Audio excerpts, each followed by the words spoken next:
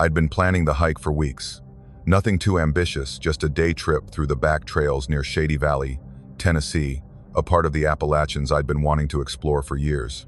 The forecast had called for clear skies, maybe some clouds rolling in late afternoon, but nothing serious. I packed light, water, some trail mix, a first aid kit, my phone, and a rain jacket just in case.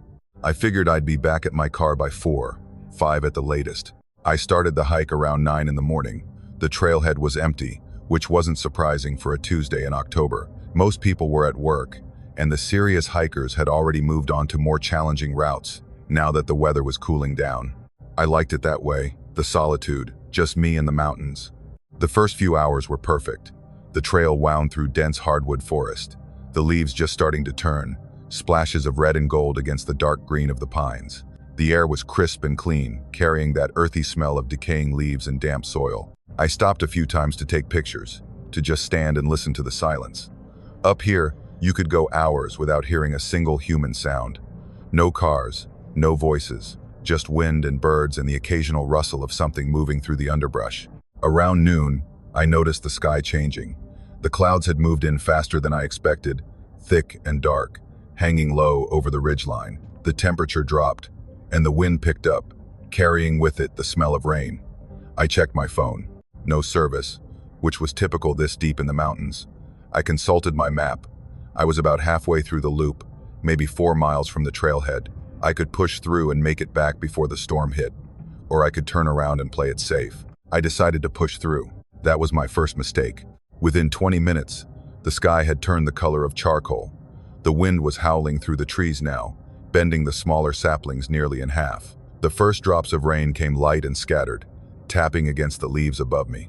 I pulled on my rain jacket and picked up my pace, my boots slipping slightly on the damp trail. And then the sky opened up. I'd been caught in rainstorms before, but this was different. The rain didn't build gradually, it just hit, all at once, like someone had turned on a faucet. Heavy, freezing sheets of water that soaked through my jacket in seconds. The trail turned to mud almost immediately, slick and treacherous. Visibility dropped to maybe 20 feet. I could barely see where I was going. I kept moving, my head down, one hand gripping a tree branch for balance.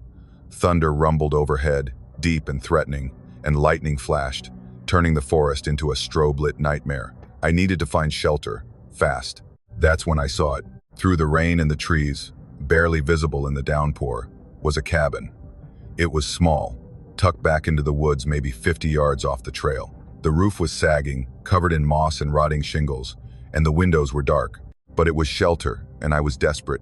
I pushed through the underbrush, branches whipping at my face, my boots sinking into the soft ground. The cabin looked old, really old, but it was still standing. The porch steps were half rotten, creaking under my weight as I climbed them. I tried the door. Locked. I jiggled the handle, leaning into it with my shoulder, and on the third try, it gave way with a sharp crack. The door swung inward, and I stumbled inside, dripping water all over the floor. The relief was immediate. I was out of the rain, out of the wind. I stood there for a moment, catching my breath, water pooling around my boots. The air inside was stale and heavy, thick with the smell of mildew and rot. But it was dry, and that was all that mattered. I shrugged off my pack and set it down by the door, then pulled out my flashlight. The beam cut through the darkness, illuminating a single room. There was a fireplace against the far wall, blackened with soot. A threadbare couch sat against one wall, the fabric stained and torn. And in the corner, near the window, was a small wooden table. That's when I noticed it. The table was set. 2 plates, 2 forks, a half-burned candle in the middle, the wax pooled around the base. I walked over slowly, my wet boots squelching on the warped floorboards. The plates were chipped and stained, but they were clean. No dust, no dirt. The forks were positioned neatly beside them, parallel to the edge of the table. And the candle, I reached out and touched it. The wax was still soft. My stomach tightened. Someone had been here, recently, maybe even today. I turned slowly, sweeping my flashlight across the room. The beam illuminated the couch, the fireplace, a narrow hallway leading to what I assumed was a bedroom. Everything looked abandoned, untouched for years. But the table told a different story. I stood there, listening. Outside, the rain hammered against the roof, a constant roar that drowned out everything else. Inside, the cabin was silent. Too silent. I could hear my own breathing, quick and shallow. I could hear the water dripping from my jacket onto the floor. And then I heard something else. A creak. It came from the back room, slow and deliberate, like someone shifting their weight from one foot to the other. The sound of a floorboard being pressed down, then released. My heart slammed against my ribs. I kept the flashlight trained on the hallway, my hands shaking slightly. The beam wobbled. I didn't move. I didn't breathe. I just stared at that dark opening, waiting for something to step into the light. Another creak, closer this time. My mind raced. Maybe it was the house settling. Maybe it was the wind. Maybe it was an animal that had gotten inside, seeking shelter just like me. But I didn't believe that. The creaking continued, slow and rhythmic. One step, then another, moving from the back room toward the hallway, toward me. I took a slow step backward, toward the door. The floorboard beneath me groaned, and I froze. The sound echoed through the cabin, impossibly loud. For a moment, everything was still. The rain pounded, the wind howled. And then, from the hallway, I heard it again. Another creak. Right at the edge of the darkness. I didn't think. I just grabbed my pack and turned for the door. My hands fumbled with the straps, my fingers numb and clumsy from the cold. I yanked it onto my shoulders and shoved the door open, stumbling back out into the storm. The rain hit me like a physical force. I didn't care. I ran. I didn't follow the trail. I didn't even know where I was going. I just crashed through the trees, branches whipping at my face, my boots slipping in the mud. Thunder rolled overhead, and lightning flashed, illuminating the forest in stark white bursts. I ran until my lungs burned, until my legs felt like they were going to give out, until I couldn't hear anything but the rain and my own ragged breathing. When I finally stopped, I doubled over, hands on my knees, gasping for air. I was soaked through, shivering violently, but I didn't care. I just needed to be away from that cabin. I straightened up, wiping the rain from my face, and turned around. The cabin was behind me, maybe 50 yards back through the trees. I could see it clearly now, framed by the dark pines, the sagging roof barely visible in the downpour. And standing in the doorway was a figure.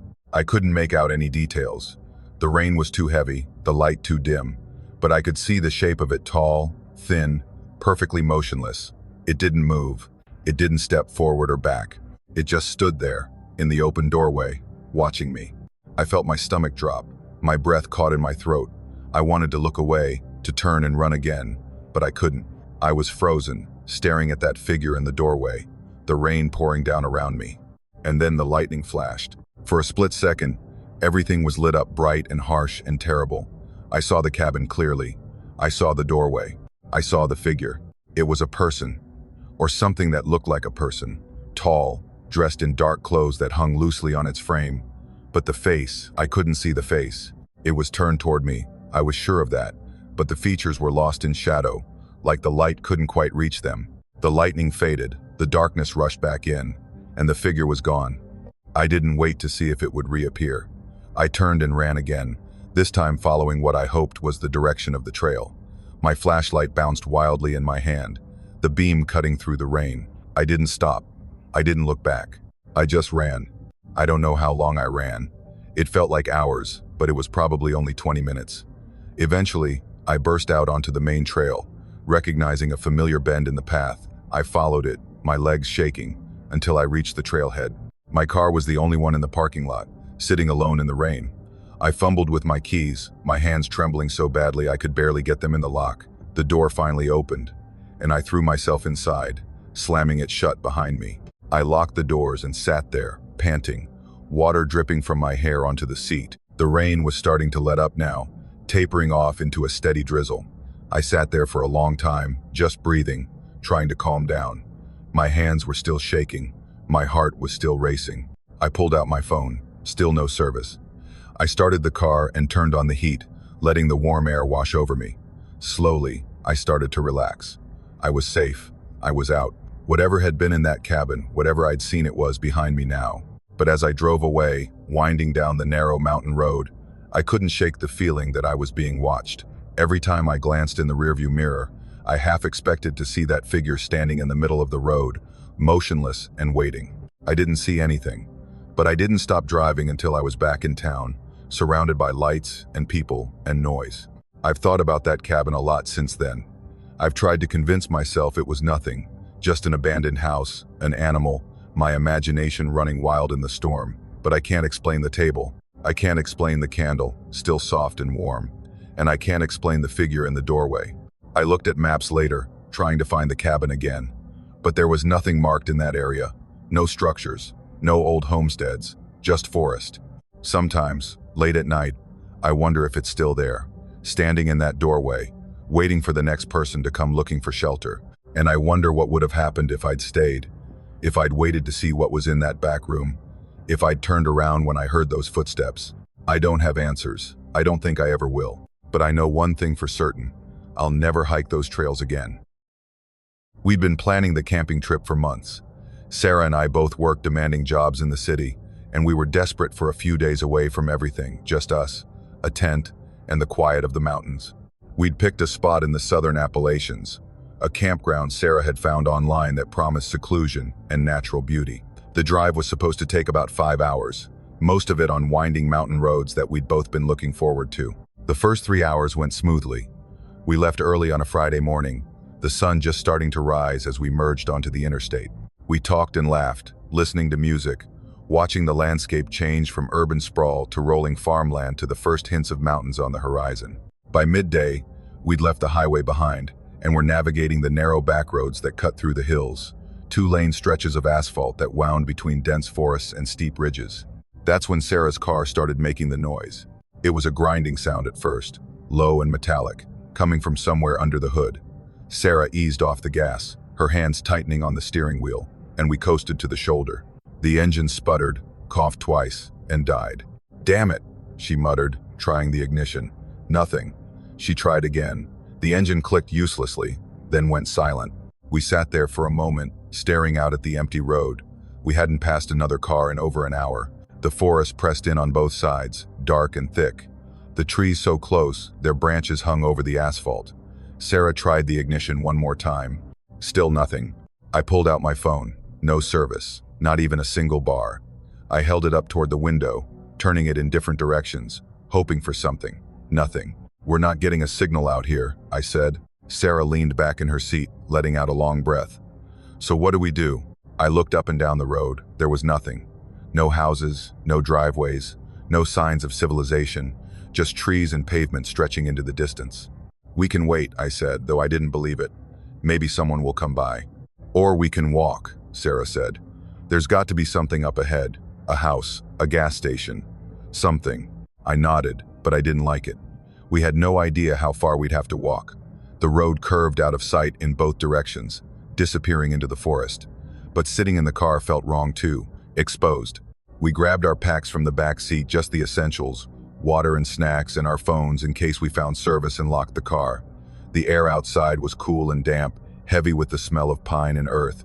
Our footsteps crunched on the gravel shoulder as we started walking, the only sound besides the distant rustle of leaves. The road stretched on, empty and silent. No cars passed, no houses appeared. Just mile after mile of forest, the trees so thick it felt like walking through a tunnel. We'd been walking for maybe half an hour when Sarah stopped and pointed. "There," she said. I followed her gaze. Through the trees, maybe 100 yards off the road, was a cabin. It was small, tucked into the hillside, almost completely hidden by overgrowth and shadow. The roof was dark with moss, the siding weathered to a dull gray. But it was there. Shelter. We left the road and pushed through the brush, our boots sinking into the soft ground. The cabin looked old, the kind of place that might have been a hunting camp decades ago and then forgotten. The windows were intact but filthy, and the porch sagged slightly to one side. Sarah climbed the steps first and knocked on the door. The sound echoed, hollow and sharp. No response. She knocked again, louder. Still nothing. I tried the handle. It turned. The door creaked open, swinging inward on rusted hinges. "Hello?" Sarah called out. Her voice sounded small and uncertain. No response. We stepped inside. The cabin was dim, lit only by the fading afternoon light filtering through the dirty windows. The air was cool and still, untouched. I pulled out my phone and turned on the flashlight. The beam swept across the room, illuminating a small living area with a wood stove in the corner, a threadbare couch, and a table with 2 chairs. Everything was old, worn, but oddly clean. No dust on the furniture, no cobwebs in the corners, no signs of abandonment. "Someone's been taking care of this place," Sarah said quietly. Or someone lives here, I replied, my voice low. She looked at me, uneasy. You think we should leave? I glanced back at the door, then at the darkening woods beyond. The sun was already sinking below the ridgeline, the shadows growing longer. Where are we going to go? We're miles from anything. At least here we're dry. She didn't argue. We set our packs down by the door and moved deeper into the cabin. There were 2 other rooms, a small bedroom with a bare mattress on a metal frame, and a kitchen with a hand pump sink and a few shelves stocked with dusty canned goods. Everything felt frozen in time, like the cabin had been abandoned mid-use and then carefully preserved. We decided to stay the night. It wasn't like we had much choice. Sarah tried the pump in the kitchen, and after a few cranks, rusty water sputtered out. I checked the wood stove. There was kindling inside, dry and ready, along with a box of matches on the mantel. Within an hour, we had a small fire going. The warmth felt good after the long walk. We sat on the couch, eating granola bars from our packs, not talking much. The fire crackled softly. Outside, the woods had gone completely dark. I kept glancing at the windows, half expecting to see something looking back, but there was nothing, just blackness. Sarah fell asleep around 10, curled up on the couch with her jacket as a blanket. I stayed awake, feeding the fire, listening to the silence. The cabin settled around us with the occasional creak and groan, the normal sounds of an old building. But something felt off. I couldn't put my finger on it. The air felt too still, too heavy. Around midnight, I started to smell it. At first, I thought it was the fire, maybe something in the wood, some kind of sap or resin burning off. But this was different. It was faint, sweet, and rotten at the same time, like meat that had been left out in the sun for days.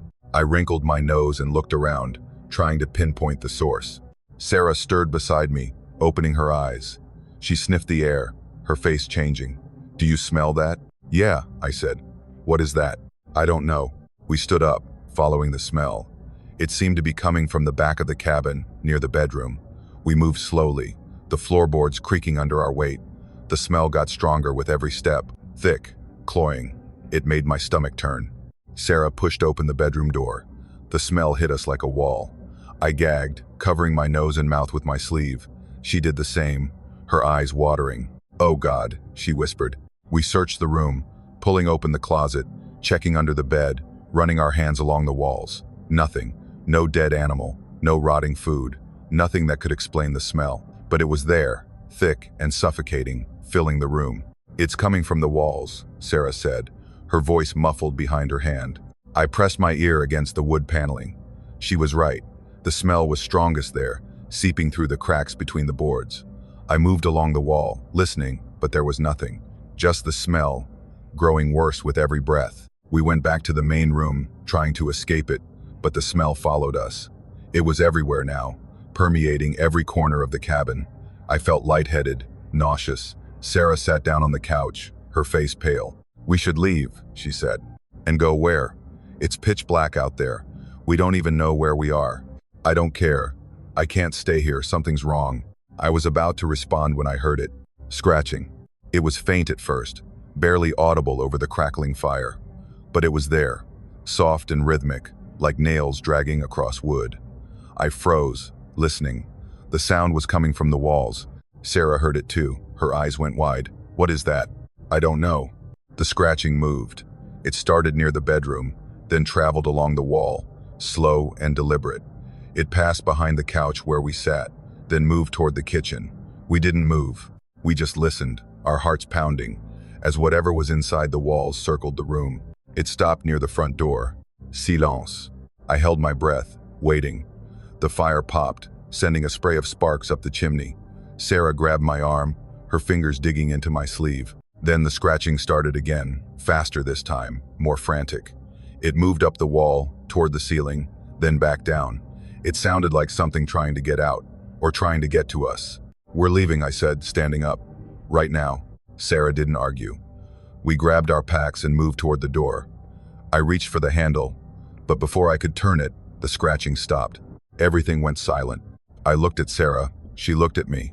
The smell was overpowering now, so thick I could taste it. And then, from somewhere deep inside the walls, I heard something else. Breathing. Slow, wet, ragged, like something struggling for air. We didn't wait. I yanked open the door and we ran. The night air hit us, cold and clean, and we stumbled off the porch and down into the overgrowth. We didn't stop. We just ran, our packs bouncing on our backs, our breath coming in short gasps. The woods were pitch black, but we didn't care. We crashed through the underbrush, branches tearing at our clothes, roots catching our feet. When we finally stopped to catch our breath, I turned back. The cabin was maybe 100 yards behind us, barely visible through the trees. And every single window was lit up. Warm, yellow light spilled out into the darkness, glowing like lanterns. It looked inviting, welcoming, like someone had just turned on all the lights and was waiting for us to come back inside. There had been no electricity, no lamps, no candles. But the cabin was lit. Sarah grabbed my hand, her grip tight. "Run." We ran back to the road, back to the car, and didn't stop until we were inside with the doors locked. We sat there, panting, staring at each other in the darkness. Neither of us spoke. Neither of us wanted to say what we were both thinking. We spent the rest of the night in the car, huddled together, too afraid to sleep. When the sun finally came up, we flagged down a passing truck. The driver gave us a ride to the nearest town, and we had Sarah's car towed the next day. We never went back to that cabin. We never even tried to find it again. But sometimes, late at night, I still smell it. That sweet, rotten smell. And I hear the scratching, faint and rhythmic, coming from inside the walls of whatever room I'm in. And I wonder if we really got away, or if something followed us home. I'd been driving the Blue Ridge Parkway for 3 days, stopping at overlooks and trailheads, looking for something that would work for my portfolio. I was a freelance photographer, mostly landscapes and forgotten places, and I'd been commissioned to shoot a series on abandoned Appalachia. The client wanted authenticity, real places with real history, not the sanitized version you see in coffee table books.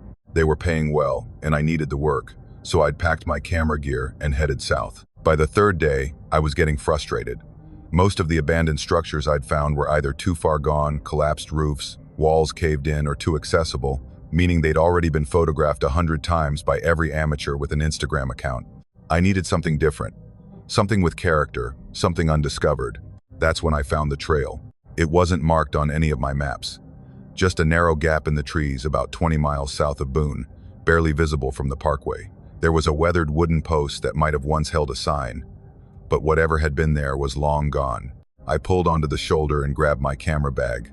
The trail was steep and overgrown, winding upward through dense forest. Dead leaves covered the path, and in some places, I had to push through tangles of mountain laurel that had grown across the way. I walked for maybe 45 minutes, climbing steadily, before the trail leveled out onto a ridge. That's when I saw it. The cabin sat in a small clearing, surrounded by towering oak trees that must have been centuries old.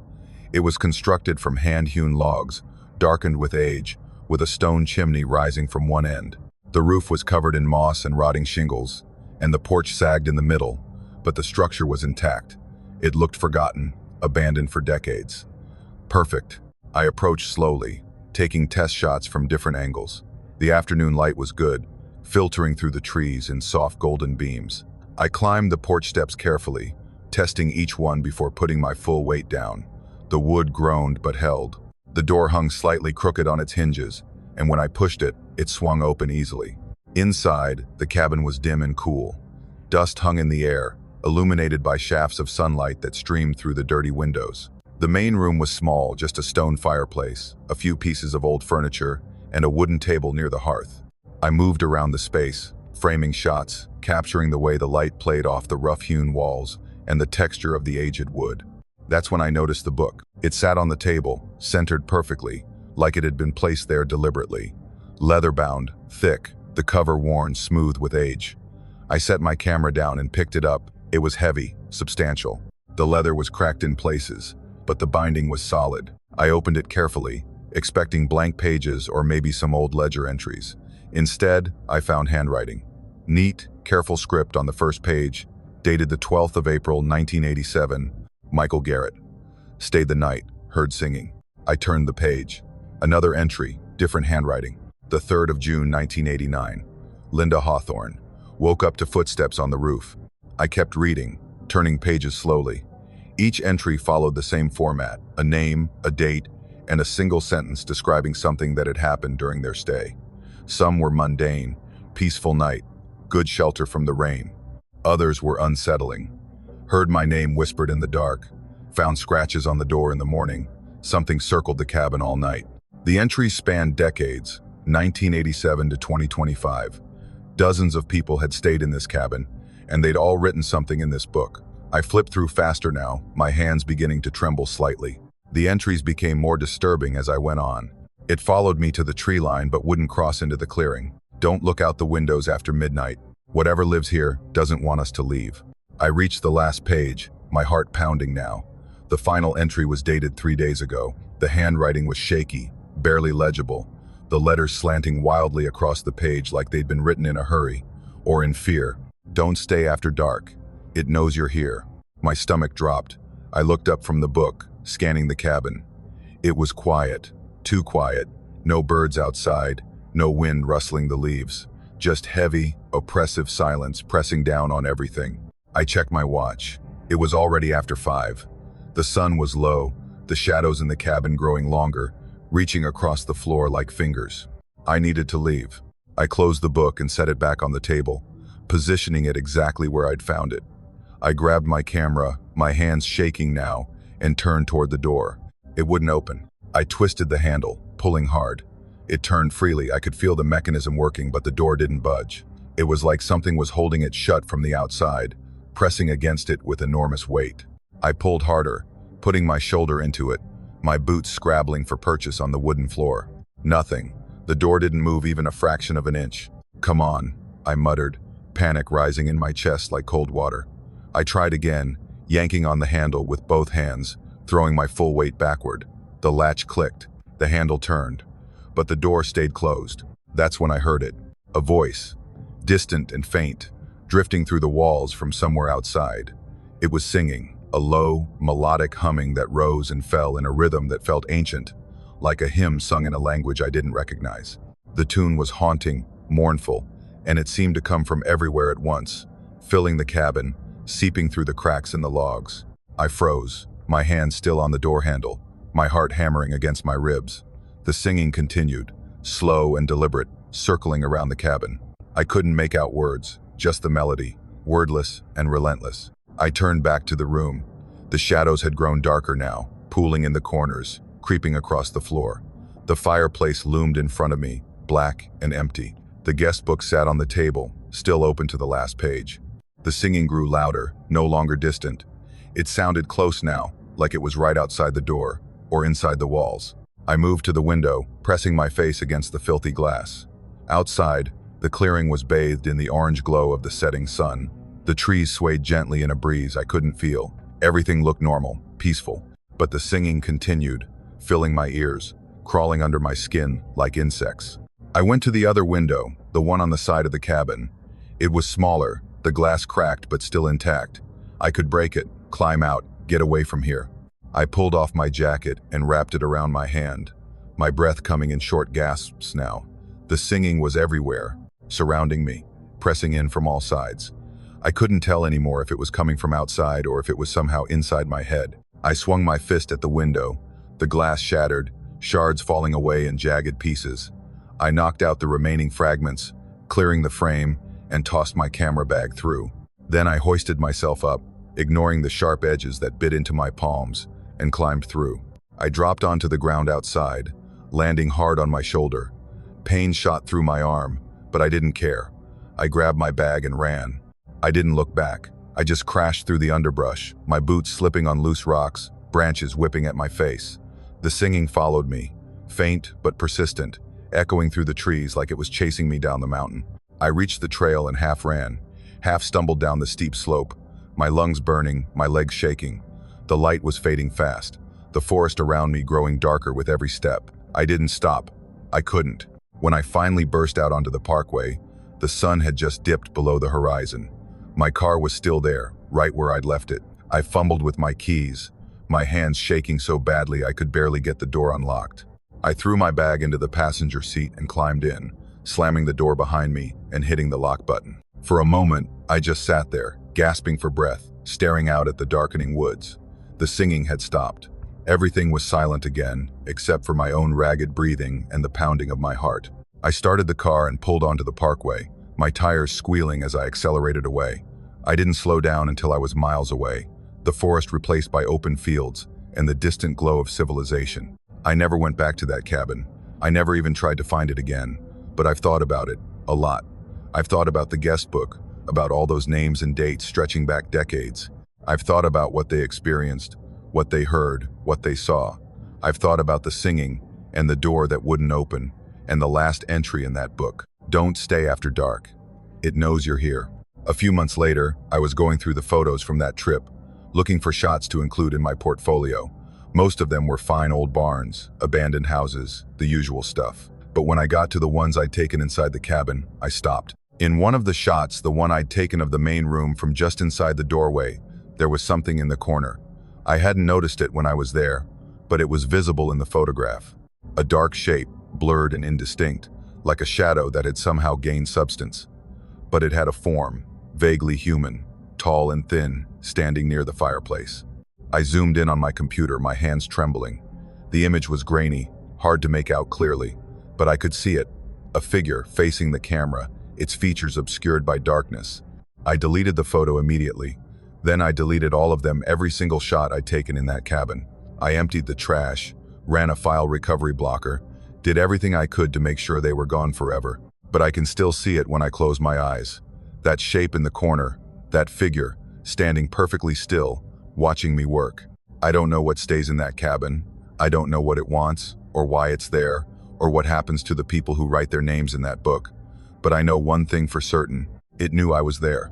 And sometimes, late at night when my apartment is quiet and I'm alone, I hear it again, faint and distant, drifting through the walls like it's searching for me.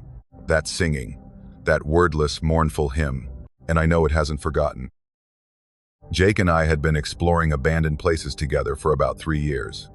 It started as something to do on boring weekends, just two guys with too much free time and a taste for adventure, but it had become more than that. We'd developed a system, a routine. We'd scout locations online, check property records to make sure we weren't trespassing on actively used land, and then we'd spend our Saturdays poking around forgotten homesteads and crumbling structures in the mountains of North Carolina. Most of the time, it was harmless. We'd find old farmhouses with peeling wallpaper and broken windows, maybe some furniture left behind, rusty tools in a shed. Sometimes we'd find interesting things, old photographs, letters, once even a collection of vinyl records from the 50s. We'd document everything with our phones, take some pictures, and then move on. It was like stepping into history, touching the remnants of lives that had been lived and forgotten. But the cabin near Boone was different from the start. We found it on a Saturday in early November. The leaves had already fallen, leaving the trees bare and skeletal against a gray sky. We'd been driving the back roads for hours, following a lead Jake had found on some urban exploration forum about an old logging camp that had been abandoned in the 70s. The directions were vague, but we eventually found what we thought was the right area, a narrow dirt road that cut into the forest, barely visible from the main highway. The road was in bad shape, rutted and overgrown, and my truck bounced and lurched over the uneven ground. We drove for maybe 2 miles before the road simply ended at a small clearing. That's where we saw the cabin. It sat at the edge of the trees, leaning heavily to one side like it was on the verge of collapse. The roof had caved in on one end, and the porch was rotted through in places, the boards black with decay. But the structure was still standing, which was more than we could say for most of the places we explored. "Well, that's creepy as hell," Jake said, grinning as he climbed out of the truck. "Looks like it could fall down any second," I replied, grabbing my backpack. Only one way to find out. We approached carefully, stepping over broken glass and rusted cans scattered around the clearing. The porch groaned under our weight as we climbed the steps, and I tested each board before putting my full weight on it. Jake pushed open the front door, which hung on a single hinge, and we stepped inside. The interior was gutted. Whatever furniture had been there was long gone, probably scavenged years ago. The walls were stripped bare, the floorboards buckled and warped. Daylight streamed in through holes in the roof, illuminating dust motes that hung in the still air. There was a rusted wood stove in one corner, a toppled chair, and not much else. "Not much here," Jake said, his voice echoing in the empty space. "Yeah, let's check the back rooms and then get out of here." We moved through the main room into a narrow hallway. There were 2 doors, both hanging open. The first led to what must have been a kitchen, just an empty room with a broken window and a sink that had been ripped from the wall. The second door led to a bedroom. That's where we found the mirror. It stood against the far wall, full length, framed in dark wood that was cracked and splintered with age. The glass was still intact but damaged, a jagged crack running down the middle like a lightning bolt. It was the only thing left in the room. Everything else, bed, dresser, whatever had been there, was gone. "Huh," Jake said, walking toward it. "That's weird." "Don't touch it," I said, half joking. He grinned. "What, you think it's haunted?" "Probably cursed. You touch it, you'll be trapped in there forever." He laughed and stepped in front of the mirror, making exaggerated spooky gestures with his hands. "Ooh, I'm a ghost now. So scary." I rolled my eyes and leaned against the doorframe, watching him goof around.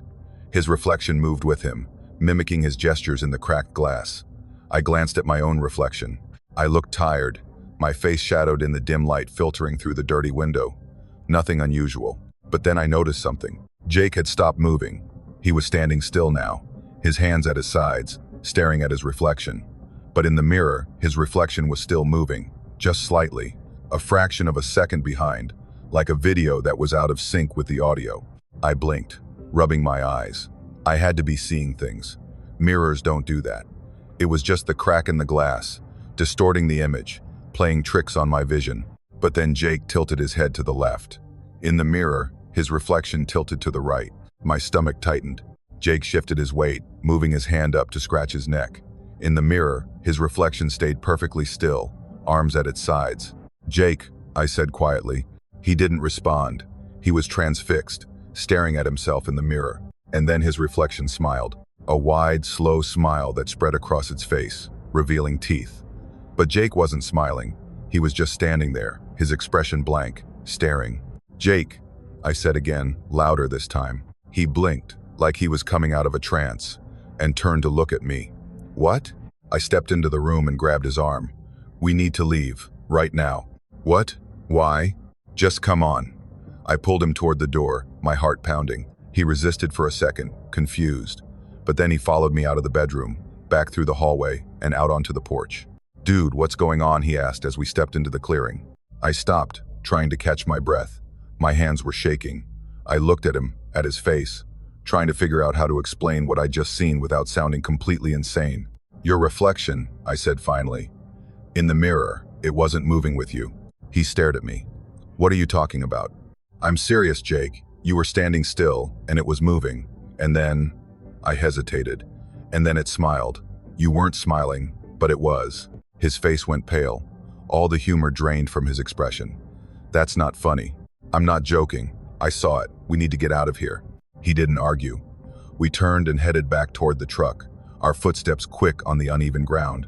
I kept my eyes forward, focused on getting to the vehicle, getting away from that cabin. But as we reached the clearing, I made the mistake of looking back.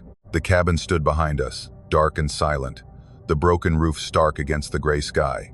And in the bedroom window, the one we'd just been standing in, there was someone there. I stopped dead, my breath catching in my throat. Jake stopped too, following my gaze. The figure was tall, standing perfectly still in the window frame. Even from this distance, I could see the details. The dark jacket, the shape of the face, the way it stood, perfectly motionless, staring out at us. It looked exactly like Jake. "What the hell?" Jake whispered beside me. We stood there, frozen, staring at the figure in the window. It didn't move.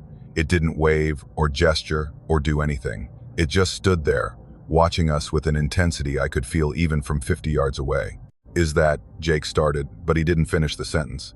I grabbed his arm again, harder this time. "Get in the truck, now." We ran. We didn't talk about it.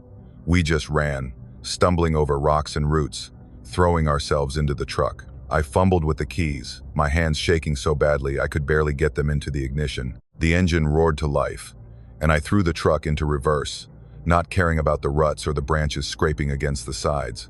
As we backed down the logging road, I glanced in the rearview mirror. The cabin was still visible through the trees, framed by the bare branches.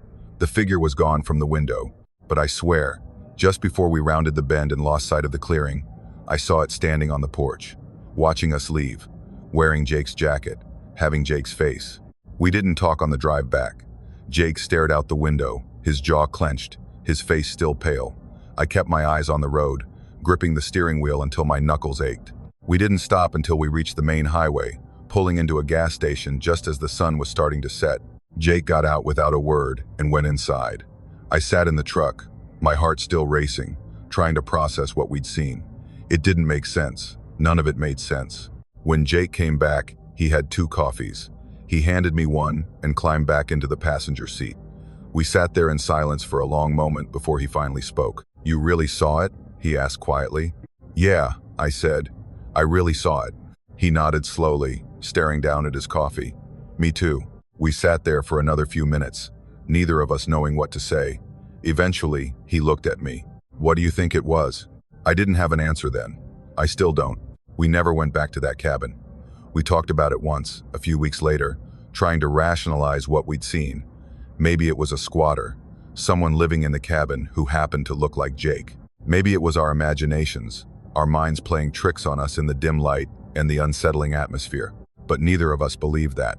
About a month later, Jake called me in the middle of the night. I could hear the panic in his voice before he even said anything. "I saw it again," he said, his words tumbling out in a rush. "Saw what?" My reflection. I was in the bathroom, brushing my teeth, and I looked in the mirror, and it wasn't right. It moved wrong, just for a second, like it wasn't synced up with me. My blood ran cold. "Are you sure?" "I'm sure," he said, and then it smiled, just like you said it did, just like that. I didn't know what to tell him. I told him to get some sleep, that maybe he was just stressed, that we could talk about it in the morning. But he didn't call in the morning. I tried to reach him the next day. His phone went straight to voicemail. I tried again that evening, still nothing. By the 3rd day, I was worried enough to drive to his apartment. He wasn't there. His car was in the parking lot, but when I knocked on his door, there was no answer. I called the building manager, told him I was worried about my friend. He unlocked the door, and we went inside together. The apartment was empty. Not just empty of Jake, but empty of everything. His furniture was there, his clothes in the closet, his dishes in the sink. But there was no sign of him. No note, no indication of where he'd gone. I called the police. They did a welfare check, filed a missing persons report. They searched for weeks. His family hired a private investigator. They checked hospitals, shelters, everywhere they could think of. But there was nothing, no trace. Jake was just gone. I think about that mirror sometimes. I think about the way his reflection moved, the way it smiled when he wasn't smiling. I think about the figure in the window, the one that looked exactly like him. And I wonder if the reflection didn't just lag behind. I wonder if it stayed when Jake left that cabin. I wonder if what we saw standing in that window was the real Jake, trapped somehow, watching his own reflection walk away and disappear into the world. And I wonder where the thing that's been living Jake's life has been all this time. Because sometimes, late at night, I get texts from his number, just 1 or 2 words. Never anything that makes sense. "Still here. Can't leave. Help." I don't respond anymore. I don't know what else to do. But I know one thing for certain. I'll never look in another mirror the same way again. I'd been hunting these woods for almost 20 years. My grandfather had taught me every ridge, every hollow, every game trail that wound through the thick undergrowth of the deep Appalachian Mountains.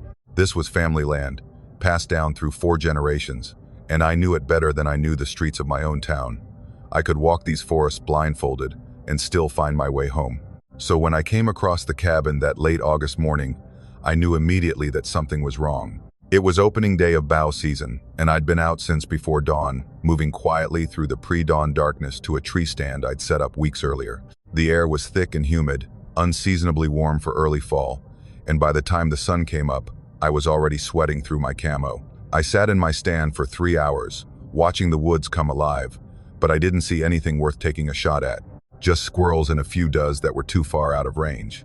Around 9, I decided to scout a different area, a section of the property I hadn't visited in a few years. It was rough terrain, steep hillsides covered in laurel thickets and fallen timber, but my grandfather used to see big bucks there, and I figured it was worth checking out. I climbed down from my stand and started working my way west, following a creek bed that cut through a narrow valley. The undergrowth was thick, and I had to push through tangles of rhododendron and blackberry brambles that tore at my clothes. After about 40 minutes of hard hiking, I crested a ridge and stopped. Below me, tucked into a small hollow I'd never noticed before, was a cabin. I stood there for a long moment, staring down at it, my mind trying to make sense of what I was seeing. There was no cabin here. There had never been a cabin here. I'd hunted this land my entire adult life, and my father and grandfather before me. We knew every structure, every old foundation, every pile of stones that marked where a homestead had once stood. But there it was. The cabin was small, maybe 12 feet square, built from hand-hewn logs that had darkened to nearly black with age. The chinking between the logs was done with mud and small stones, the old-fashioned way, and the roof was covered with wooden shingles that were thick with moss. There were no windows, just a single door that hung slightly open, and a stone chimney rising from the back wall. It looked ancient, older than anything else on the property, older than my grandfather's hunting camp, older than the stone walls that marked the original property boundaries. It looked like something from another century. I made my way down the slope carefully, my bow held ready out of habit, though I wasn't sure what I was being cautious about. As I got closer, the temperature seemed to drop. It was subtle at first, but by the time I reached the edge of the clearing, I could feel it clearly. The air around the cabin was cold, not cool cold, like stepping into a root cellar in the middle of summer. I stopped at the edge of the clearing, looking around. The forest here felt wrong, too quiet. No birds singing, no squirrels chattering, no insects buzzing, just oppressive, heavy silence that pressed down on everything. The door to the cabin stood open about 6 inches, revealing darkness inside. I approached slowly, my boots making no sound on the carpet of dead leaves. The porch was just a simple platform of rough-cut planks, weathered gray but solid. I tested the first step. It held my weight without a creak. I pushed the door open wider with the end of my bow. The hinges didn't make a sound. Inside, the cabin was a single room, dark and cold. The walls were bare logs, the floor packed dirt. There was a fireplace on the back wall, long, cold, filled with ancient ash. And in the center of the room, positioned exactly in the middle, was a table. It was made from rough-cut wood, simple and sturdy, about 3 feet square. And on its surface, arranged in a perfect circle, were 5 objects. I stepped inside, my eyes adjusting to the dim light that filtered through the open door. The cold was intense now, making my breath visible in the air. In late August, I moved closer to the table, studying the items without touching them. A knife with a bone handle, the blade rusted and pitted with age. A bundle of dried herbs tied with twine that looked like it might crumble to dust if I touched it. A crow's skull, bleached white and perfect, positioned so the empty eye sockets stared up at nothing. A small clay bowl filled with something dark and powdery ash, maybe, or ground bone. And in the center of the circle, a photograph. It was old, black and white, the edges yellowed and curling. It showed a woman standing in front of a wooden building I didn't recognize. She was young, maybe in her mid-20s, with long dark hair and a serious expression. She wore a simple dress that looked handmade, and she stared at the camera with an intensity that was unsettling even through decades of distance. I didn't recognize her. I didn't recognize the building behind her, but the photograph looked old, maybe from the 1920s or 30s, judging by the style and quality. What disturbed me most was that nothing was dusty. Everything on that table looked like it had been placed there yesterday. The herbs should have been covered in cobwebs. The photograph should have been faded to nothing after years of exposure. But everything was clean, preserved, arranged with obvious care. I reached out, my hand hovering over the photograph, and then I stopped. The hairs on the back of my neck were standing up. Not just standing up, they felt like they were being pulled upward by static electricity. My skin prickled with goosebumps despite the warmth of my hunting clothes. I was being watched. I turned slowly, scanning the dark corners of the cabin. Nothing, just shadows and cold air. But the feeling didn't go away. It intensified. I could feel eyes on me, could feel the weight of attention focused on the back of my head, my shoulders, my hands that were still extended toward the table. I backed toward the door slowly, my heart starting to pound. I kept my eyes on the interior of the cabin, watching for movement, for anything, but there was nothing. Just that table with its circle of objects, and the overwhelming sensation that I was not alone. I stepped out onto the porch, and the feeling lessened slightly. I took another step back, then another, moving toward the edge of the clearing. That's when I heard it, a voice coming from inside the cabin, low and rhythmic, rising and falling in a pattern that sounded like chanting. The words were unclear, muffled by the log walls, but the cadence was unmistakable. Someone was speaking or singing in a language I didn't recognize. It wasn't English. It didn't even sound like any modern language I'd ever heard. The syllables were harsh and guttural, punctuated by long, drawn-out sounds that might have been vowels. I didn't wait to hear more. I turned and ran, crashing through the undergrowth, no longer caring about the noise I was making. My bow caught on branches and I barely held onto it. My boots slipped on loose rocks and I nearly went down twice, catching myself on tree trunks at the last second. I ran until my lungs burned, until the muscles in my legs were screaming, until I couldn't hear anything except my own ragged breathing and the pounding of blood in my ears. I didn't stop until I reached the creek, splashing through the shallow water and climbing up the opposite bank. Only then did I stop and look back. The forest behind me was silent and still. No chanting, no movement. Just trees and shadows and the normal sounds of the woods, slowly returning a bird calling in the distance, the rustle of leaves in the breeze. I stood there for several minutes, catching my breath, trying to convince myself that I'd imagined it, that the cabin was just an old structure I'd somehow overlooked all these years, that the voice had been the wind, or an animal, or my imagination. But I knew better. I made my way back to my truck, which was parked on an old logging road about a mile from where I'd been hunting. The walk seemed to take forever. Every shadow looked like it might be hiding something. Every sound made me jump. When I finally saw my truck through the trees, relief washed over me. I picked up my pace, emerging from the forest into the narrow clearing where the logging road cut through. And then I stopped. There was something tucked under my windshield wiper. I approached slowly, my stomach sinking. Even from 10 feet away, I could see what it was. A photograph. I reached out with shaking hands and pulled it free. It was the same photograph from the table. The same woman, standing in front of the same building, staring at the camera with that same intense expression. I turned it over. On the back, written in pencil in shaky handwriting, were 2 words. "You came." My hands were trembling so badly I almost dropped it.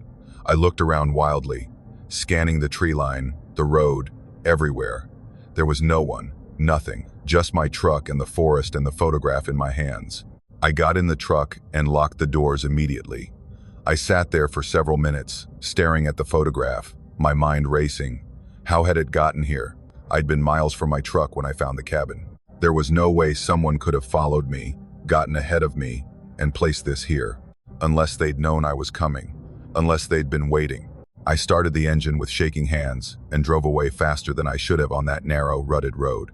I didn't slow down until I hit pavement, and even then I kept checking my rearview mirror, half expecting to see something following me. I didn't tell anyone what I'd found. Not my wife, not my hunting buddies, not my father who knew these woods almost as well as I did. I just locked the photograph in a drawer in my workshop and tried to forget about it. But I couldn't. A week later, I went back. I don't know why. Maybe I needed to prove to myself that it was real. Maybe I thought I'd imagined the whole thing. Or maybe something was pulling me back, calling me to return. I parked in the same spot and hiked in, following the creek to the ridge. When I crested the top and looked down into the hollow, there was nothing there. No cabin, no clearing, just dense forest, thick with undergrowth and fallen trees. I searched for over 2 hours, widening my circle, convinced I'd just gotten turned around. But there was nothing. No foundation, no disturbed ground where a cabin might have stood. Nothing to indicate that a structure had ever been there. I stood in what I thought was the right spot, surrounded by trees and brush, and wondered if I'd lost my mind. But I still have the photograph. I keep it in that drawer, wrapped in cloth, where I don't have to look at it. But I know it's there. And sometimes, late at night when the house is quiet and everyone else is asleep, I can hear it, faint and distant, like it's coming from somewhere far away. That voice, low and rhythmic, chanting in a language I don't understand. I haven't hunted those woods since. I sold off most of the property last year, told my family I was getting too old for it. They didn't question me. But sometimes I wonder about that woman in the photograph, who she was, what she was doing in that cabin, and why, after all these years, she wanted me to know that she's still waiting, still watching, still there in those woods, in a place that exists and doesn't exist, in a cabin that's there and then gone. And I wonder what would have happened if I hadn't run, if I'd stayed and listened to that chanting voice, if I'd touched those objects on that table. I wonder if I'd still be here. Or if I'd be there instead, waiting in the darkness, watching for the next person to stumble across that cabin that shouldn't exist, waiting to give them a photograph and 2 words written in shaky pencil. You came. My father was a forest ranger for 32 years, and in all that time, there was only one place in the Cherokee National Forest he refused to go. He never gave me specifics about where it was exactly, just said it was deep in the backcountry, miles from any marked trail, in a hollow so remote that most hikers would never find it, even if they tried. But he'd seen it once, back when he was in his 20s, fresh out of training and still eager to prove himself. He never told me the full story, just fragments, usually late at night when he'd had a few beers and the mood was right. He'd talk about a cabin with lights that shouldn't be there, about how hunters who'd stayed there came back different, quieter, more withdrawn, like something inside them had been hollowed out, about how the old-timers in the area knew to avoid it, passing down warnings through generations. I thought it was just a story, the kind of local legend every forest has, meant to keep kids from wandering too far or to add some mystery to the wilderness. I didn't believe him, not until I saw it myself. It happened in late September, 5 years after my father died. I'd taken a week off work to do some solo backpacking in the Cherokee, following a loop trail I'd done a few times before. It was a moderate hike about 40 miles over 4 days, with established campsites along the way. I'd done it enough times that I felt comfortable going alone, and I was looking forward to the solitude. The first 2 days went perfectly. Clear weather, cool temperatures, the forest alive with fall colors. I made good time, reaching each campsite with plenty of daylight to spare. On the third day, I decided to take a detour.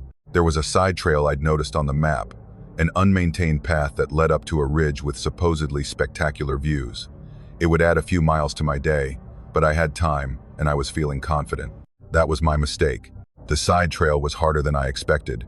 Overgrown in places, barely visible in others, winding steeply upward through dense forest.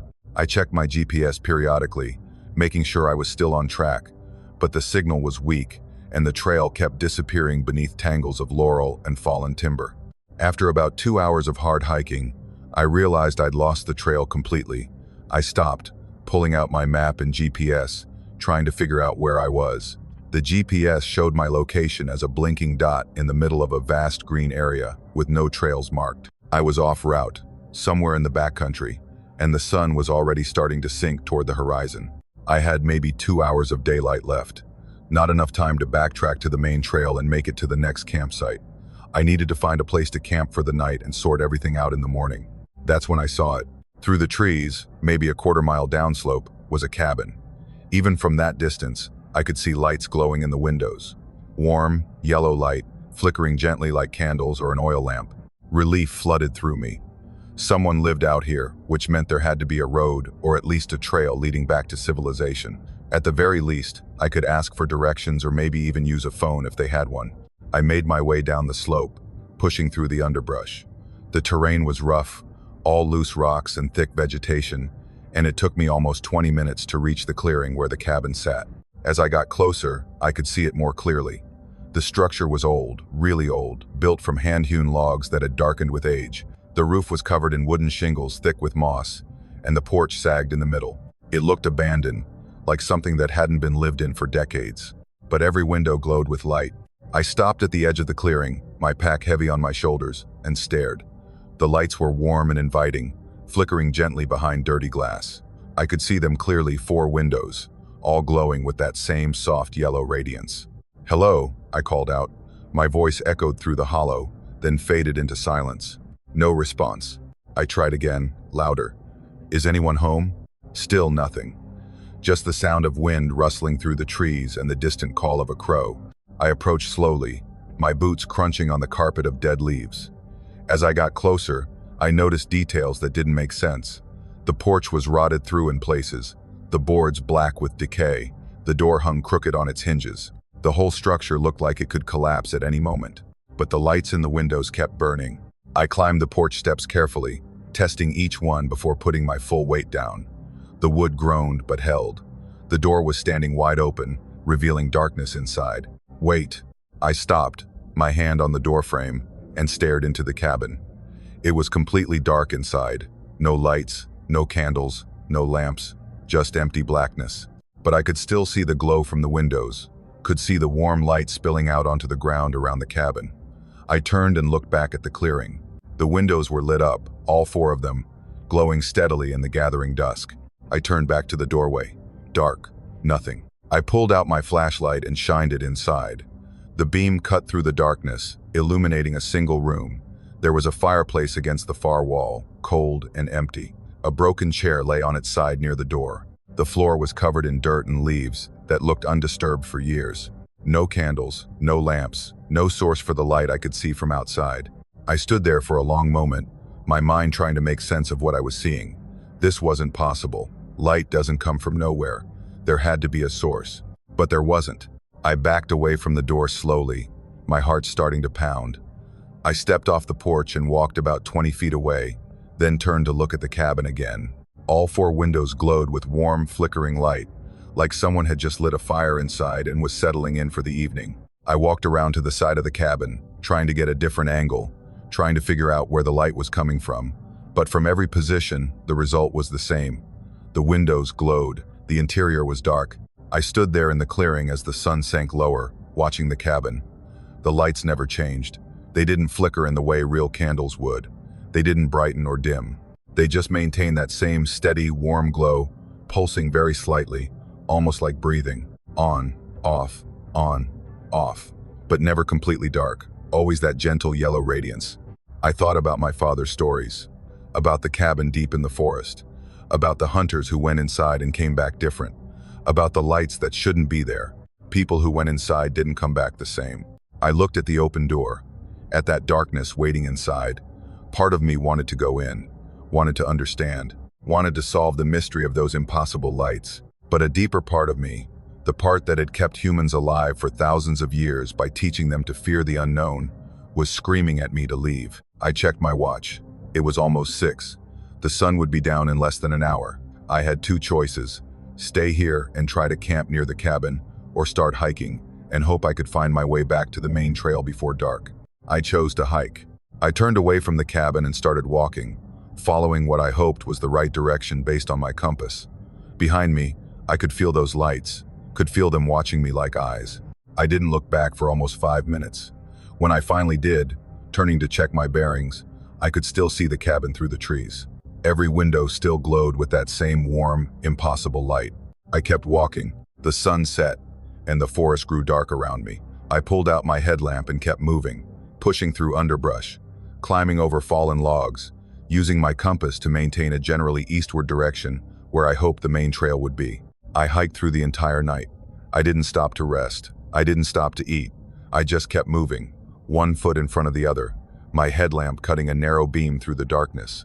Every time I started to think about stopping, about setting up my tent and trying to sleep, I would remember those lights, the way they glowed steadily, patiently, like they were waiting for something, waiting for me to come back. Around 4 in the morning, exhausted and stumbling, I finally hit a marked trail. I'd never been so relieved to see a white blaze painted on a tree. I followed the trail east, and by the time the sun came up, I had reached a Forest Service road. A ranger truck was parked at a trailhead about a mile down the road. I flagged it down, and the ranger, a woman in her 50s with kind eyes and a weathered face, pulled over immediately. "You okay?" she asked, looking at me with obvious concern. I must have looked terrible, dirty, exhausted, still shaking slightly from adrenaline and lack of sleep. "I got lost," I said, my voice hoarse. "Spent the night hiking out." She nodded, opening the passenger door. "Get in. I'll give you a ride back to your vehicle." We drove in silence for a few minutes. Then, almost without thinking, I spoke. "Have you ever heard of a cabin in these woods? Old, hand-hewn logs, with lights in the windows?" Her hands tightened on the steering wheel. She didn't look at me, just kept her eyes on the road. "Yeah," she said quietly. "I've heard of it. Do you know what it is?" She was quiet for a long time. When she finally spoke, her voice was careful. "My supervisor told me about it when I first started. Said it's been there longer than anyone can remember. People see it sometimes, usually when they're lost or turned around in the backcountry. The lights are always on. But there's nothing inside," I said. "No," she agreed. "There's nothing inside." "So what is it?" She glanced at me then, her expression unreadable. "I don't know, and honestly, I don't want to know. My advice is to forget you ever saw it." "My father used to tell me about it," I said. "He was a ranger too. He said people who went inside didn't come back the same." She nodded slowly. "That's what I've heard too. Did you ever see it yourself?" "Once," she said. "About 15 years ago. I was out on patrol, got disoriented in a storm. Found myself in a hollow I didn't recognize, and there it was. Every window lit up, door standing open, just waiting." "Did you go inside?" She shook her head. "No, something told me not to, so I left, hiked out through the rain all night. Took me 12 hours to find my way back to a trail I recognized." "Do you ever think about it?" She was quiet for another long moment. "Every day," she finally said. "Every single day." We didn't talk much after that. She drove me back to the parking area where I'd left my car 3 days earlier. I thanked her, loaded my gear, and drove home. That was 5 years ago. I've done a lot of hiking since then, all over the Cherokee National Forest and beyond. But I've never gone back to that part of the backcountry. I've never tried to find that cabin again, but I know it's still there. Somewhere in those mountains, in a hollow that doesn't appear on any map, there's a cabin with lights that have no source, glowing steadily, patiently, waiting. And sometimes, late at night when I can't sleep, I wonder what I would have found if I'd gone inside. I wonder what happens to the people who cross that threshold, who step from the darkness outside into the darkness inside. I wonder if they ever come back out, or if they just join whatever it is that keeps those lights burning, year after year, decade after decade, waiting in the endless dark for the next lost soul to stumble into that clearing. My father knew. I think that's why he never told me the full story, why he only spoke about it in fragments, late at night, when his guard was down. Because some things, once you know them completely, change you forever. And some doors, once you walk through them, don't let you walk back out the same person you were when you entered. The lights are still there, burning in those windows. I know they are. Still waiting. Still patient. Still calling to anyone who gets lost enough to find them.